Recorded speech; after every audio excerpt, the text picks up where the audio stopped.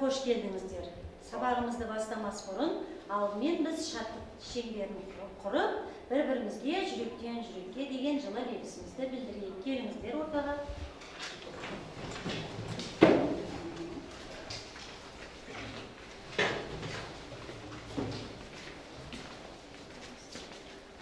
Ал бір-бірімізге деген жылы лебіздерімізді білдіреміз.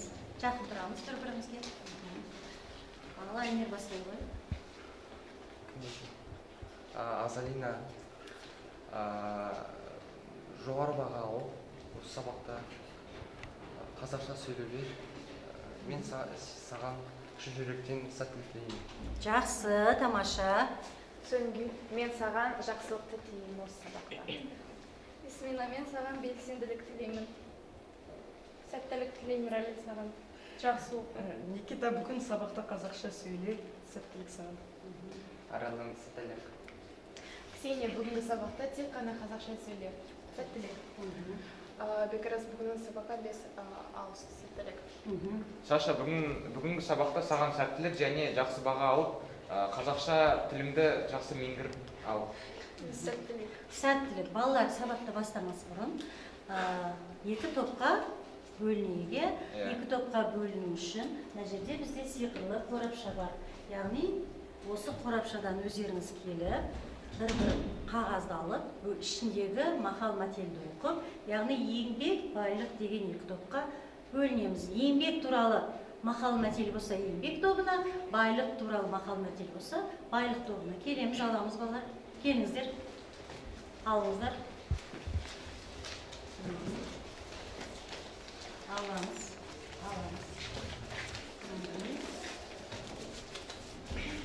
Жақсы, тамаша. Рамил оқи ғой. Жан абайына жақынан да танымас. Не туралы мақал? Байлық туралы отыра ғой. Азалина? Денсаулық, зор байлық. Не туралы? Байлық туралы. Азалина, Сонгүл? Еңбегі аздың, еңбегі аз. Яғни не туралы? Еңбек туралы. Еңбек тобына отыра ғой. Исмина? Жері байдың, елі бай. Бай туралы. Байлық туралы. Еңбегі іштің күні кеш тұзы сор. Не туралы? Еңбегі. Еңбек туралы отыра ғой. Арай?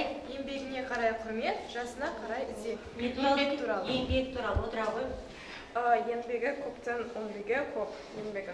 Жақсы, еңбек туралы отыра ғой. Әуелгі байлық денсаулық, екінші байлық оң саулық, үшінші байлық ақ жауық. Не туралы екен мақал? Байлық туралы. Байлық туралы, байлық тобына отыра ғой. Еңбегі жанғанын тоқтысы егес туады. Еңбек туралы, еңбек тобына отыра ғой. Бай баласы балбан, жарлы баласы жалтан. Не туралы? Байлық туралы. Тамаша, жақсы балалар. Балалар, топқа бөліндік. Яғни сіздер еңбек тобы, сіздер байлық тобы. Енді тапсырманы сабақты бастамас бұрын, біз өткен сабақта Ыбырай Алтынсарин туралы, яғни Ыбырай Алтынсариннің өмірі туралы өткен болатынбыз. Мен сабақты сіздерге қазір балама тест таратамын. Сол тест бойынша я және жоқ деген сұрақтарға жауап бересіздер ауызша түрде. Дайын болсаңыздар, қолдарыңызды көтеріп, жауаптарыңызды айта берсеңіздер болады.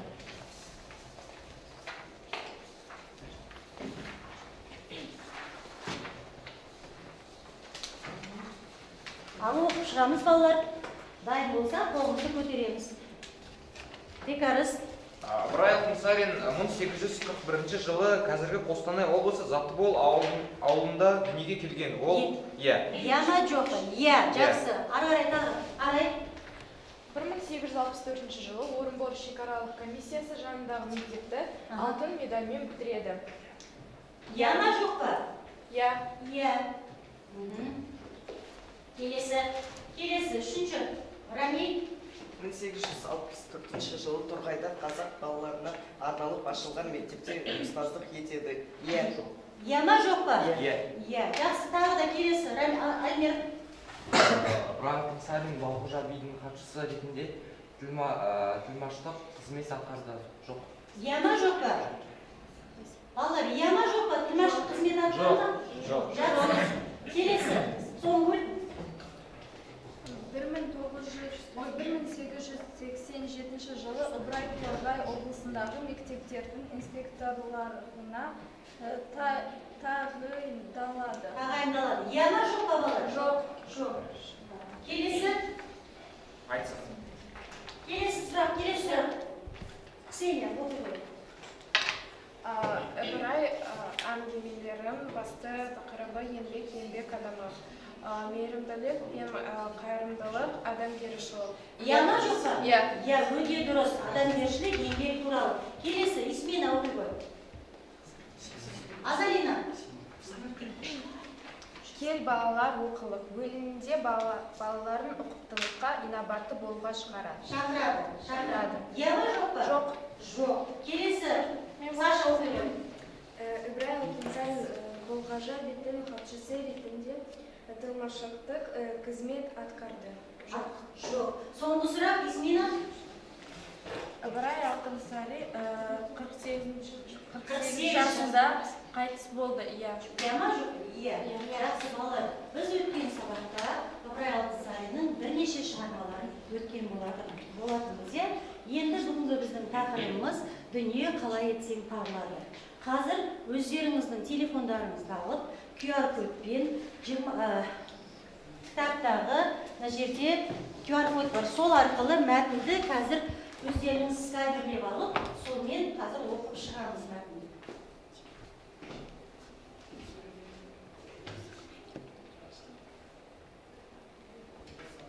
Сканерледік па балалар? Иә. Жақсы. Ал енді сканерлесек балалар алдымен сабақты бастамас бұрын қызығушылығымызды оятайық, ой түрткі. Еңбек деген сөзді қалай түсінесіңдер балалар? Еңбек деген сөзді. Мен айта аламын. Айта алыңыз бе? Еңбек дегеніміз тұтынушыға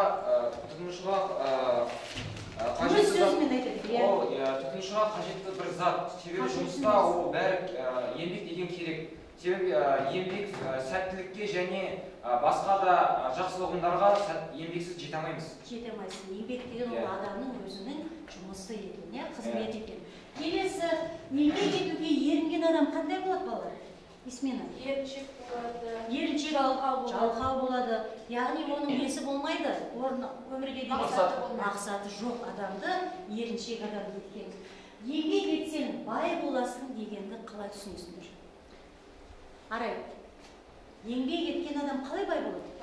Бұл жерде мен бір мақал мәтелін айтып кетейін. Еңбек етсең ерінбей, тояды, қарның тіленбей. Дана сөзі, яғни еңбек еткен адам еш уақытта аш қалмайды деген сөз. Тамаша, жақсы. Сіздердің сабаққа деген қызығушылықтарыңыз өте тамаша екен. Ондай болса, жаңағы сканерлеген мәтіндерімізді оқып шығайық балалар. Дауыс оқып шығайық мәтіндерімізді жинап балалар.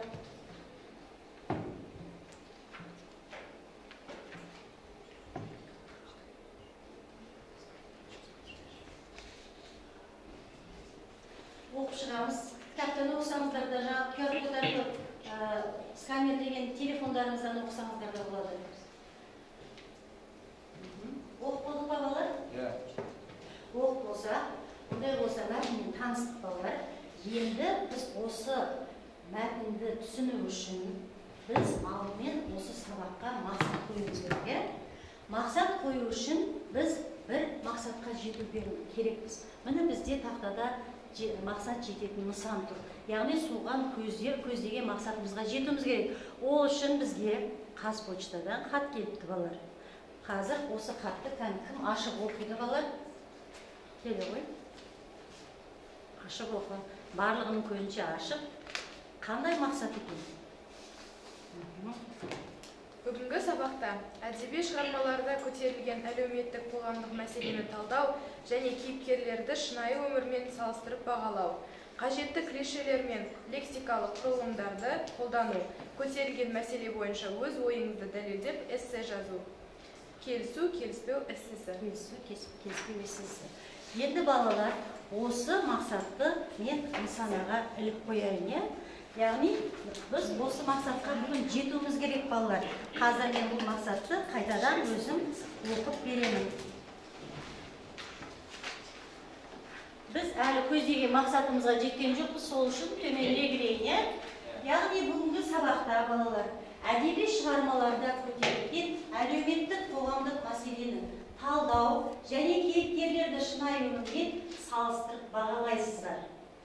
Қажетті клишелер мен лексикалық құрылымдарды қолданасыздар. Көтерілген мәселе бойынша өз ойыңызды дәлелдеп, эссе жазасыз. Яғни келісу, келіспеу эссесі. Мақсат бізге түсінікті болды ғой, балалар? Түсінікті болса, мәтінмен таныстық, ондай болса 2 топқа 2 тапсырма. Яғни еңбек тобы осы жаңағы оқыған мәтіндеріңіз бойынша қарапайым жоспар. Алдыларыңызда қағаз жатыр, яғни сол қағаз бойынша сіздер қорғайсыздар. Екінші топ байлық тобына осы әңгіме мазмұнына қатысты 5 қарапайым сұрақ құрастырасыздар. Қолдарын алдыларыңызда жатыр, фломастер бәрінен жасайды. Мәтінге сұрақ. Алып құрастырамыз. Бәрі жұмыс істейміз болады.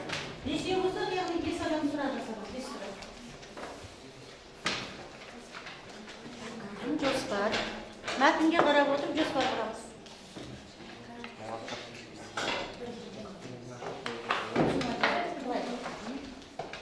Ал.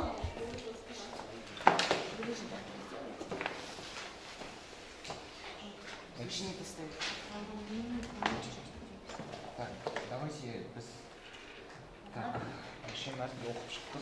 Мәтінді оқып шықтыңыздар, енді осыған 5 сұрақ құрастырамыз.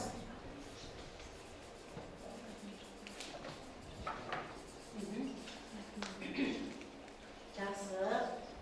Ксенияға жібер, Ксения жұмыс істесін. Сол бөліп бір сұрақ қойсын. Түрлі түсті нелермен қолдана берсеңдер болады.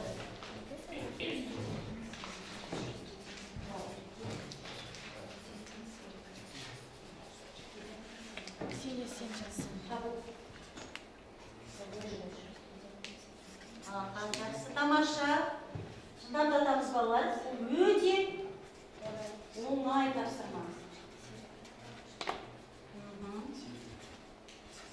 Жақсы.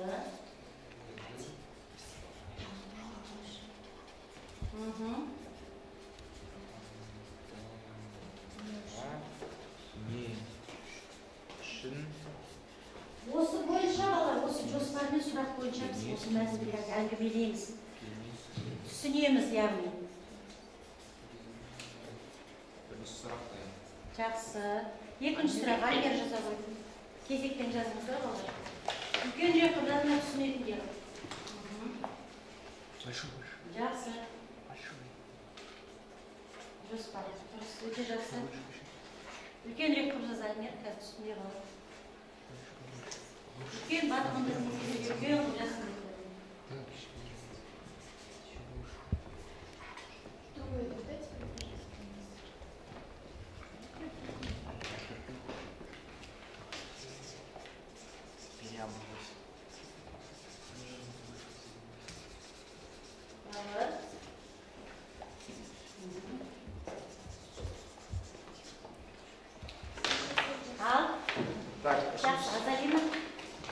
Қандай сұрақ?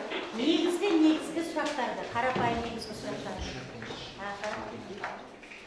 Бір-бірімізбен ақылдасып жұмыс істейміз балалар.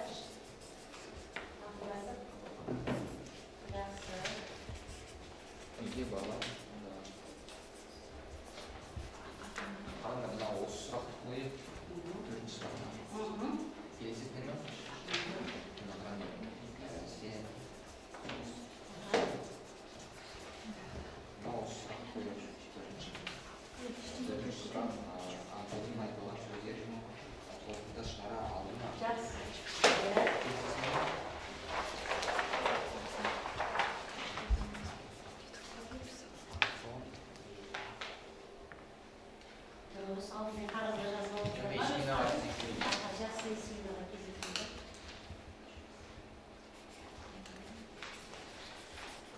Төртінші сұрағымыз Антонның айтылған сөздері қорытынды шығару не айтуға болады? Мәтін бойынша болады, мәтін бойынша. Ал қайтып бірінші еңбек тобы болдық дейді, ал қаны қорғаймыз, қайсысы біз шығамыз, мәтін бойынша қорғаймыз. Біз Біздің топта Согер қорғасы. Соңғы қорғайды. Жоспар. Иә. Бірінші, Антон деген тіленші қайыр сұрап отырды. Дұрыс па? Антон деген тіленші қайыр сұрап отыр. Жақсы, келесі. Екінші, бейтаныс адам Антонға анық кеңес Ақыл кеңес айтсын. Ақыл кеңес айтсын. Келесі. Үшінші, бейтаныс адам өзінің қалай байып кеткенін айтты. Дұрыс, өте жақсы. Төртінші, Антон бейтаныс адамның ақылын тыңдады. тыңдады. Бесінші, Антон өзгеріп байып кетті. Өзгеріп байып кетті. Тамаша. Жақсы балалар. Отыра қойыңдар. Отыра қойыңдар. Ал екінші топ байлық тобы. Байлық тобы 5 қарапайым сұрақ. Жақсы.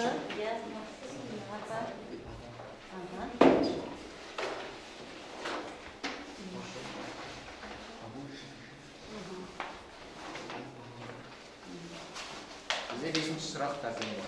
Жақсы болды ма? Жақсы, тамаша. Ал, шығамыз балалар дайын болса, тапсырмамыз дайын болса. Жақсы. Бізде дайын. Дайын болса келеміз.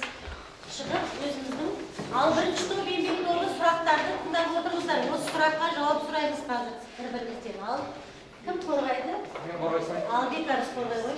Ал енді біз мына мәтін бойынша 5 сұрақ дайындадық. Бірінші сұрағымыз студент серігі Антонға не үшін кеңес берді? Сұрағы белгісі қайда балалар? Жарайды, жақсы. Екінші, бейтаныс адам жетістікке жету үшін не істеді? Не істеді? Неге балам да аштық көре қалмас деді. Төртінші сұрақ, Антон айтылған сөзге қорытынды шығара алды ма? Алды ма? Енді 5-ші сұрағымыз, егер Антонға бейтаныс адам ақыл айтпағанда ол осындай жетістікке жетер ме еді? Жетер ме еді. Енді бірінші топ еңбек тобы сіздер жаңа жоспар құрдыңыздар, е? Енді мына екінші топтың сұрағына дайынсыздар ма? Қазір мына жауап беруге, қазір сіздер мынаны сіздер аласыздар, яғни айналмалы бекет әдісі арқылы осы сұрақтарға сіздер жауап жазасыздар. Ал сіздердің жоспарларыңызды байлық тобы тексеріп, дұрыс, я жоқ деген жауап жазасыздар. Тұтамдап жіберейік балалар. Яғни бұл айналмалы бекет әдісі. Жолда оқимызда қасына я жоқ деп шығарыз балалар.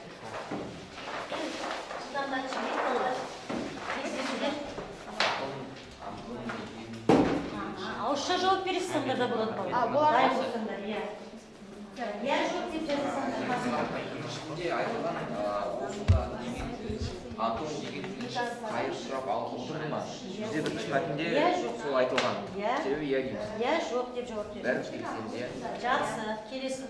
Енді екіншісін айтқанда бейтаныс адам Антонға ақыл кеңес айтты.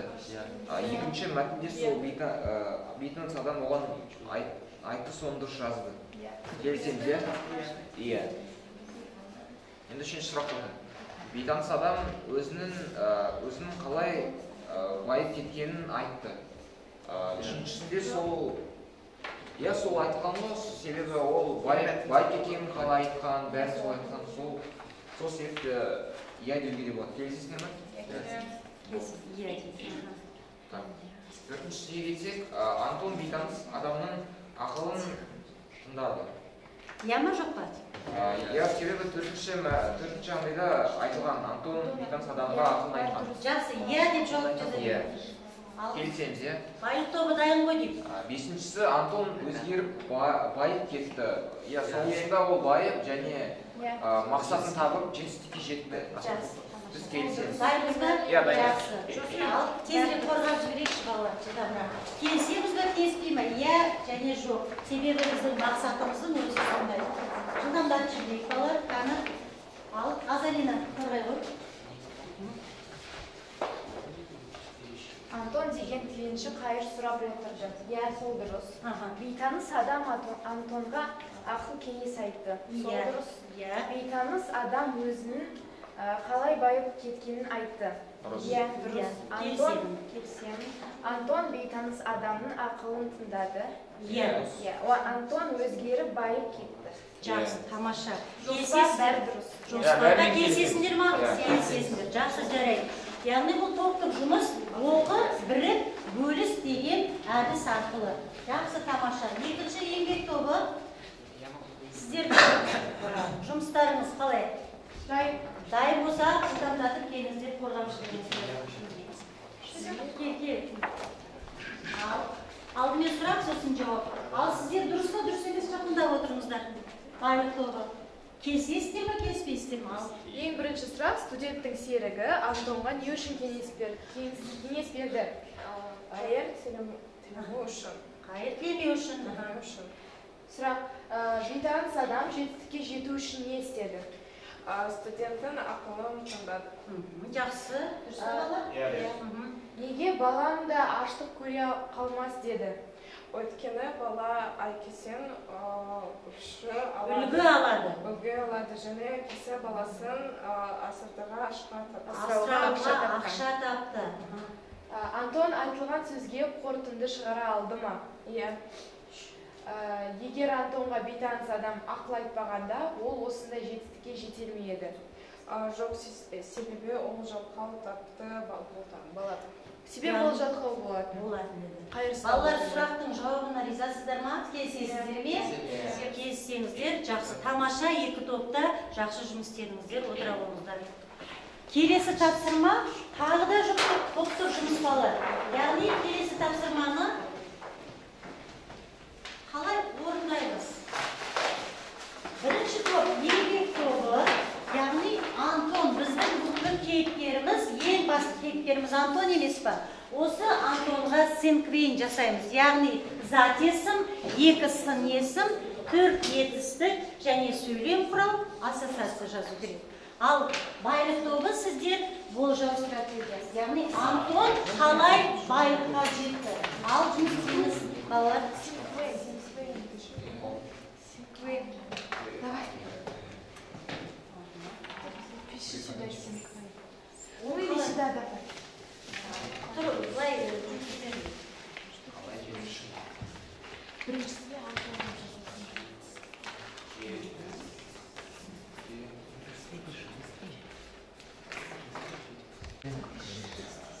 Бейтаныс адамды еңбек етті деп жазсаңыз болады, деді Антон бәрі сәттілікке жетті.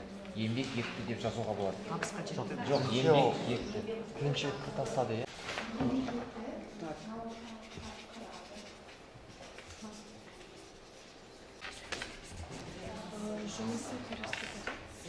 Здесь еще 4 надо. Байып кетті деп жаз.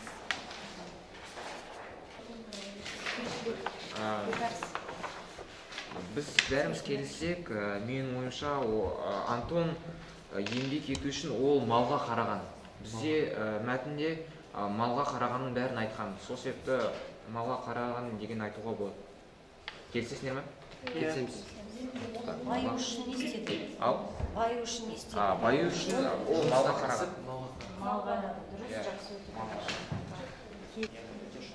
Біз болдық. Еңбек тобы қол етеді. Кәні қорғаймыз балалар. Сіңбен. Жоқ, Сізде синквейн дайын. Ең бірінші Антон, ол адал, еңбекқор, ол еңбек етті, дүкен ашты, байып кетті және де ақыл тыңдады. Антон өмірін өзгертті және де бесінші ассоциация ол еңбек. Зат есім бізде Антон кім деген сұраққа жауап береді? Сын есім екі сөз, ол қандай деген сұраққа жауап береді? Адал, еңбекқор. Етістік, не істеді, қайтты? Еңбек етті, дүкен ашты, байып кетті, ақыл тыңдады.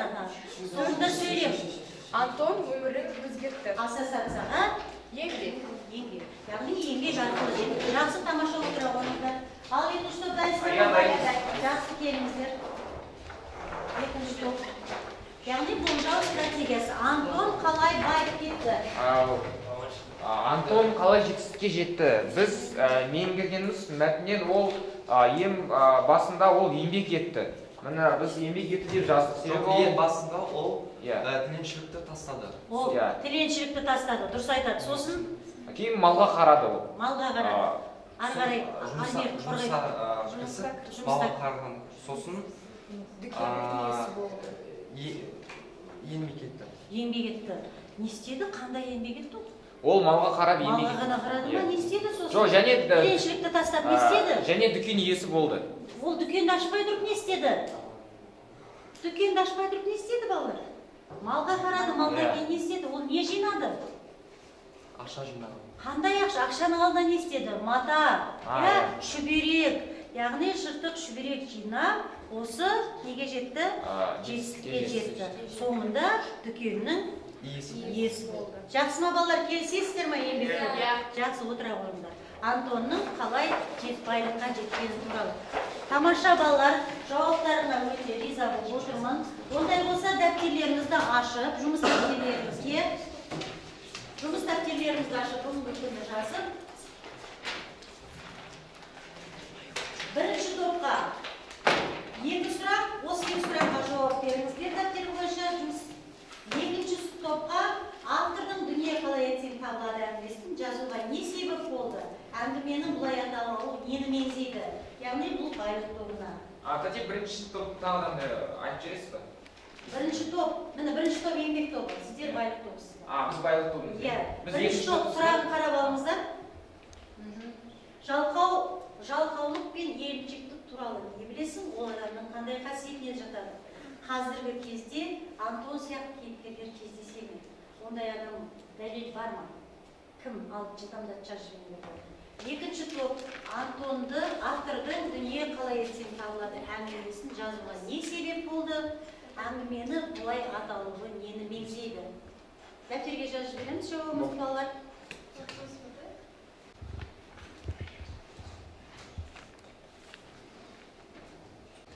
Біз болдық. Жарайды, кім дайын балалар? Бірінші сұрақ. Жақсы. Біздің топтан ең бірінші сон керек жауап берсе де. Ал соң бөл жауап бере қой. Сұрақ тоқы. Сұрақ тоқы. Автордың. Жалқаулық пен еріншектік туралы не білесіз? Бұл адамның қандай қасиетіне жатады? Қандай қасиетіне жатады екен? Еріншектік пен жалқаулық адамға зияннан басқа нәрсе әкелмейтін, абырой әкелмейтін жаман қасиет. Абырой әкелмейтін жаман қасиет. Еріншектің ертеңі бітпес. Қай істі болса да кейде орындауға қиынсытып ертеңге ысырып тастаймыз. Мақсатқа жеткіміз келсе, еріншекті ұмытуымыз керек. Қазіргі таңда Антон сияқты бар ма кейіпкерлер? Қазіргі таңда Антон сияқты кейіпкерлер өте көп кездеседі. Мысалы, көп адамдар алдарына мақсат қойып, сол мақсатқа жету үшін алға ұмтыла береді. Сондай адам бар ма біздің осы шу ауданымызда Антон сияқты кейіпкер бар? Антон сияқты жоқшылықтан көтеріліп, сондай бір елге жақсылық жасап, жалғыз өзі ғана байымай, сондай Антон сияқты бір кейіпкерді мысалға келтіре аласыңдар ма? Алысқа бармай-ақ, Арайдың өзінің ата-анасы, ата-анаң туралы айтсақ да болады. Мысалы, ата-анаң сенің кішкентай нәрседен еңбектеніп, қазір қандай бизнеске, яғни жетті ізденген арқылы. Сол ата-анаң туралы айтсақ да болады. Олар кішкентайдан бастады, ең бірінші үйленген жылдары оларда магазин болған жоқ, және олар осы алдарына мақсат қойып, өздеріне үлкен жиһаз салонын ашқысы келді, және де сол мақсаттарына қазіргі таңда жетіп отыр. Жету үшін көптеген қиындықтардан еңбек етіп жеткен екен. Жақсы, тамаша, яғни алысқа бармай-ақ қояйық. Келесі топ, байлық тобы сіздерде жауап бар ма?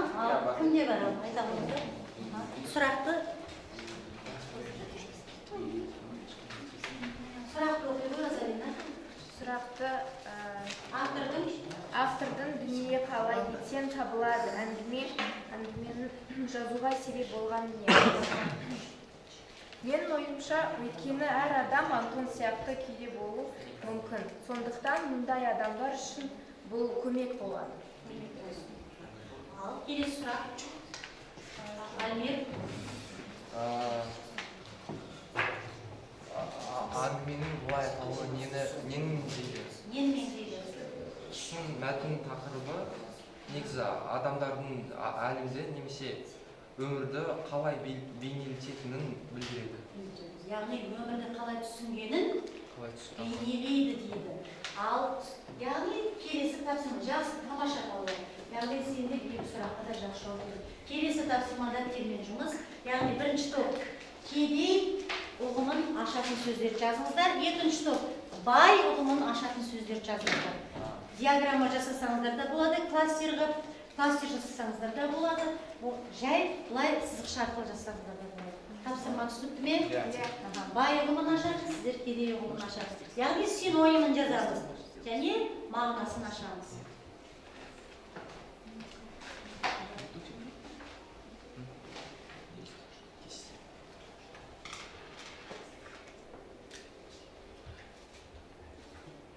Ал, кім дайын балар? Мен дайынмын. Ал, арай. Кедей ұғымы. Кедей тіленші, қайыр сұрайды, еріншек адам. Еріншек адам. Келсеңіз балар? Келсеңіз. Жақсы, екінші топ, байлық тобы. Бай ұғымы. Яғни кедейдің мақсаты жоқ, не үшін адам кедей болады осы заманда? Мына заманда жатқан адамға жан жүрмайды. Мақсаты жоқ адамның ол кедей болуына ешкімнің ешқандай несі жоқ. Ал кәні балалар қандай? Бай ұғымы дегеніміз денсаулығы мол және көп мақсат қояды. Және үйде үшін отырмайды, жұмыс істеп жетістікке жетеді ол. Жұмыстықке еңбектің арқасында еңбектенеді, яғни жалқау еріншек болмайды. Кәні кімге қандай вариант бар? Альбер? Енді бай адам ол ақылды, еңбекқор адам. Ол өзіне мақсат қойған адам. Алдына мақсат қойған адам дейді бай адам. Және жетістікке жету үшін жолын табылады. Жолын табылады. Жақсы, балалар енді қараңызшы, мына жерде кедей дейміз, бай дейміз, балалар, кедей адам жаңа жалқау, еріншек, мақсаты жоқ дейміз. Бай адамның мақсаты бар, ақылды, білімді дейміз. Енді бай адамның мысалы ақшасы көп болып тұр. Ана кедей адамға көмектеспесе ол не үшін бай? Не үшін ол адам бай? Егер ол адам мына қолмен беріп, жаңағы кедейге көмек көрсетсе, яғни оның кедейлігіне жаңағы көмек көрсетіп, кішкене де болса мұқтаждығын кетірсе, яғни ол нағыз бай адам екен. Жақсы, тамаша балалар, сұраққа өте жақсы жауап беріңіздер. Келесі тапсырма, яғни осы мәтіндегі бүгінгі мәтін мазмұны бойынша көтерілген, яғни мәселе. Бүгін қандай мәселе көтерілді? Мәтін мазмұны бойынша берілген кестені толтырамыз. Яғни мәтінде қандай мәселе көтерілді? Мәтіннің мазмұнын ашатын ең негізгі сөйлем мәтіннің ішінде және бейтаныс адамның бойынан қандай қасиеттерді көрдіңіздер? Қаны? Тез-тез екі топқа да бұл жалпы сұрақ.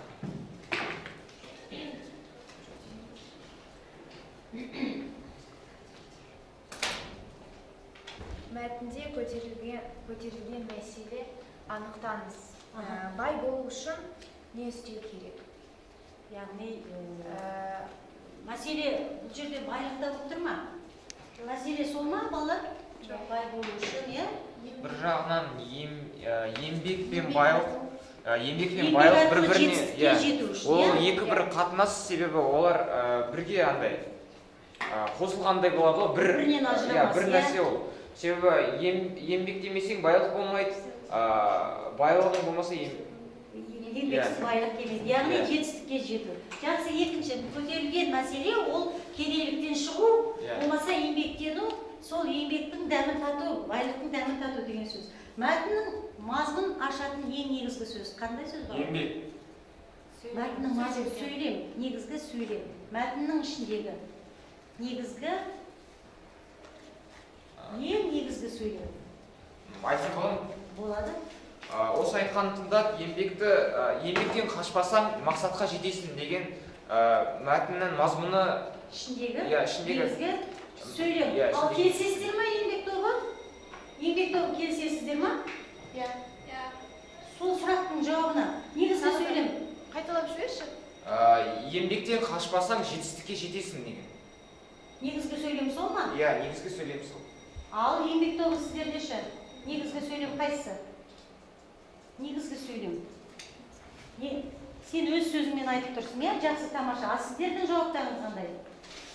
Еңбек матының мазмұнын ең ашатын ең негізгі сөйлем. Онда кітаптан айтсам болады ма? Иә, кітаптан ғой, мазмұн. Осы айтқанын тыңдап, еңбектен қашпасаң, сен де бай боласың дейді де жөніне жүріп кетті деген. Жөніне жүріп кетті деген бейтаныс адамның бір-ақ ауыз сөз екен, иә? Жақсы, жарайды. Соңғы бейтаныс адамның бойынан сонда қандай қасиеттер көрінеді? Қарай. Бейтаныс адамның бойынан мен білімділік, даналық көрген болатынмын. Себебі ол ақыл айтты Антонға, және де Антон сол ақылды тыңдап, сол арқылы өз өмірін өзгерткен болатын. Өте жақсы, тамаша балалар. Ондай болса балалар, біз қазіргі біздің мақсатымыз бойынша әдеби шығармаларда көтерілген әлеуметтік қоғамды мәселені талдау және кейіпкерлер шынайы өмірмен байланыстыру, байланыстыру, оны біз байланыстырдық. Енді қажетті клишелер мен лексикалық құрылымдарды қолданып, көтерілген мәселе бойынша өз ойымызды дәлелдеп, біріншіден, екіншіден оған қоса, менің ойымша, келісемін, келіспеймін, эссесін қазір жазып жіберіңіздер. Яғни бұл біздің сабағымыздың қорытындысы. Қаны бастаймыз, келісу, келіспеу, эссесі. Дәптерімізге жазып.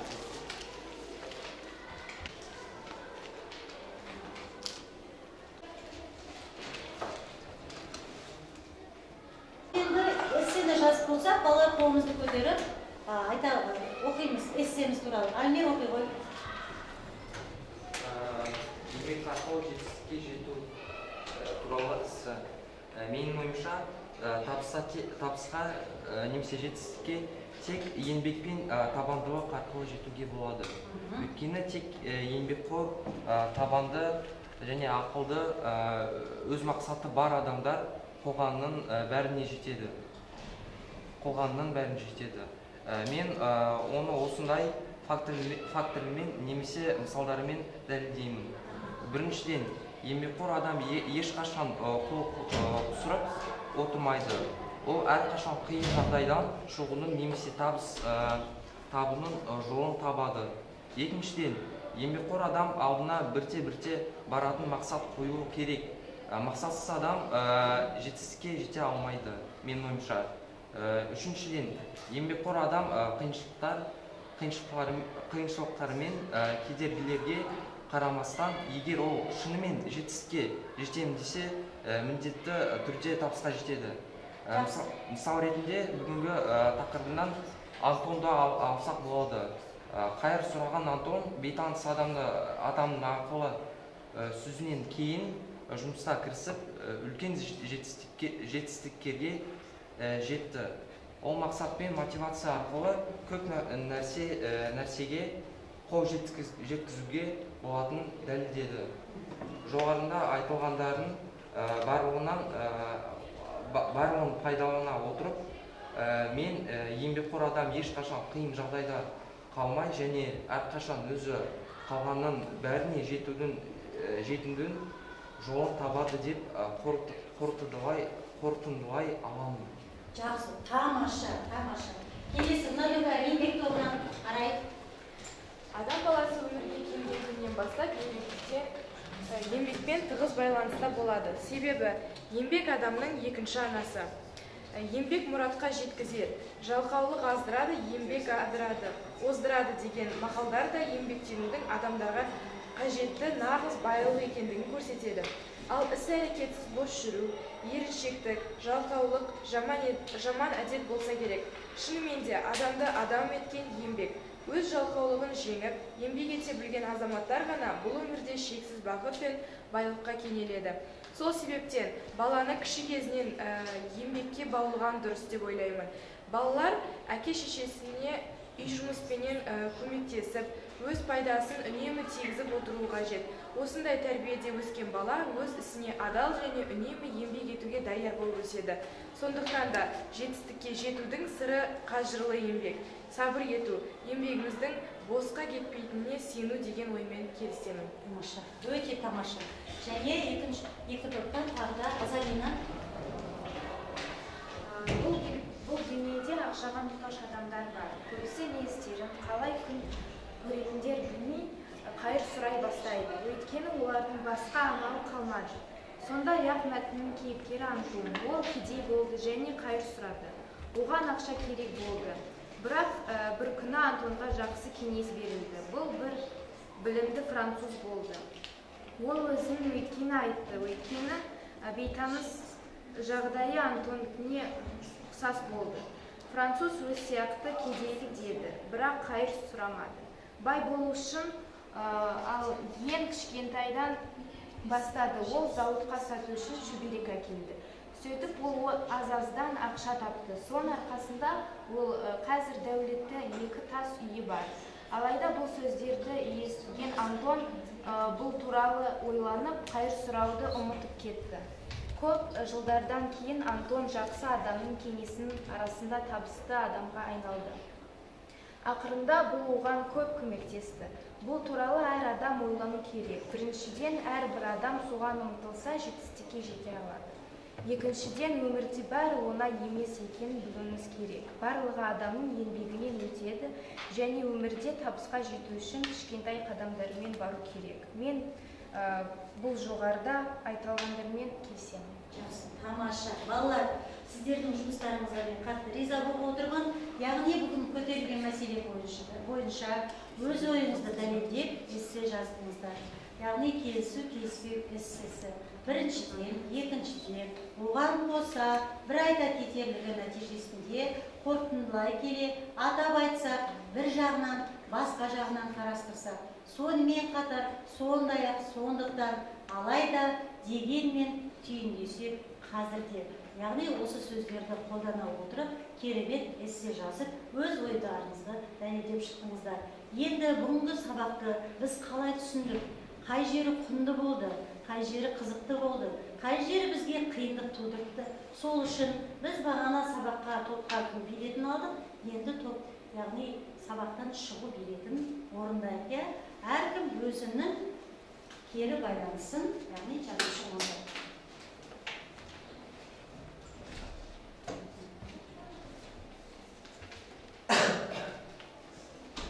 Кері байланысты жазып, маған өткізесіздер. Осы кері байланыс бойынша мен сіздерді бағалаймын.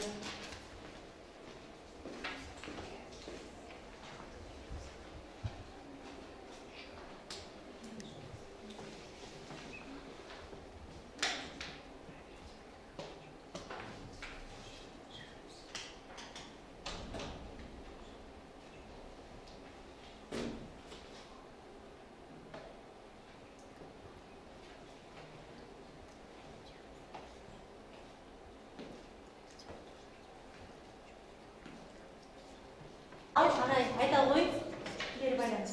Мен үшін қызық болды. Бүгінгі сабақта біз көбінесе еңбек туралы, байлық туралы көп өткен болатынбыз, және де осы сабақта мен еңбек пен байлық туралы көп нәрсе түсінген болатынмын. Мен үшін құнды болды. Осы сабақта эссе жазған болатынбыз, және де эсседе өз ойымызбен бөлісіп, мәселені, жаңағы еңбек пен байлықты қалай ажырату керек екенін жақсы түсінген болатынмын. Және де маған қиындық осы сабақта туған жоқ. Ешқандай қиындық туған жоқ. Ал қалған айтамын. Мен үшін ең қызық болғаны Антонның өмірін туралы білгені. Және мен үшін құнды болғаны ол қазіргі уақытта еңбексіз жетістікке жол жабық және мүмкін емес. Мен үшін қиындық тудыртқаны ол Ыбырай Алтынсариннің мәтіндерімен танысу.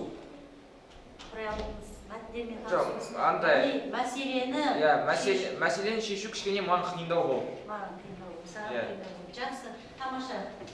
Балалар, сіздер кері байланыс жазып болсаңыздар, мына сиқырлы қорапшаға салыңыздар, мен өзім тексеріп, кері байланыстарыңызды бағаны қоямын.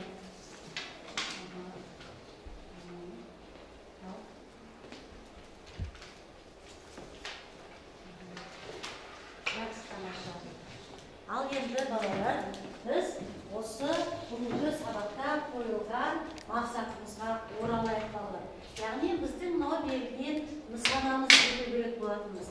Яғни бүгінгі сабақта әдеби шығармаларда көтерілген әлеуметтік қоғамдық мәселені талдап және кейіпкерлерді шынайы өмірмен салыстырып бағаладыңыздар. Бағаладық па балалар? Салыстырдық па? Салыстырдық. Қажетті клишелер мен лексикалық құрылымдарды қолдандыңыздар ма? Қолдандыңыздар. Көтерілген мәселе бойынша өз ойыңызды дәлелдеп эссе жаздыңыздар ма? Яғни келісу эссесі. Біз бүгін мақсатымызға жеттік пе? Жеттік деп ойлайсыздар ма? Яғни біз жеттік, біз тура нысананың ортасына мақсатымызды қоямыз. Яғни біз мақсатымызға жеттік балалар. Қазір сіздерге сабақ аяқталайын деп қалды, яғни үйге тапсырма жазып алыңыздар. Өз аттарыңыздан Антонға хат жазып келесіздер үйге. Яғни сабақ сіздерге ұнады ма? Ондай болса, мен сіздердің жауаптарыңызға өте қатты риза болдым. Тамаша жауап бердіңіздер. Сіздерге тек қана сәттілік тілеймін. Сабағымыз аяқталды.